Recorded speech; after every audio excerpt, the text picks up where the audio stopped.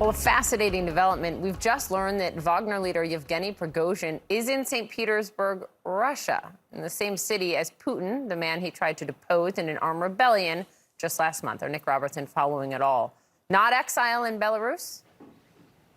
No, we know that CIA Director Bill Burns had said that he believed that Prigozhin had been in Belarus but was moving around, including in Russia. And this is the first time we've seen Prigozhin in public. It appears to be perhaps a hotel meeting with what appears to be a leader or a member of the African delegations that are meeting in St. Petersburg right now. Putin's hosting this big African delegation meeting, 17 leaders and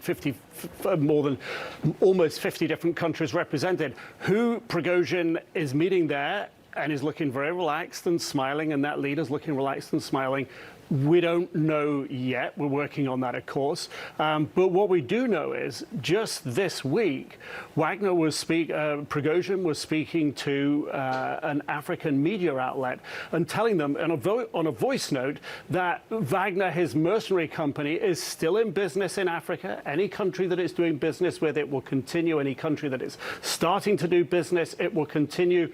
And of course, we know that Wagner intrinsically tied up with Kremlin and Putin's interests in Africa and gold mining and any number of concessions in a list of countries, Central African Republic, Mali, Mozambique, Libya, to name but just a couple, that Prigozhin has been working for the Kremlin, essentially, in these African states. And here it is again. It appears as if he is very much still in business, as he was telling this African media outlet earlier this week, making good, it seems, with certain African leaders and potentially extending and still having an involvement in the Kremlin's interest there. Interesting in those comments Prigozhin made was the only limit for Wagner at the moment was, and this is super interesting, is that they cannot do anything that contravenes the national interests of Russia. Is that the totality of his rap on the knuckles he got for that rebellion?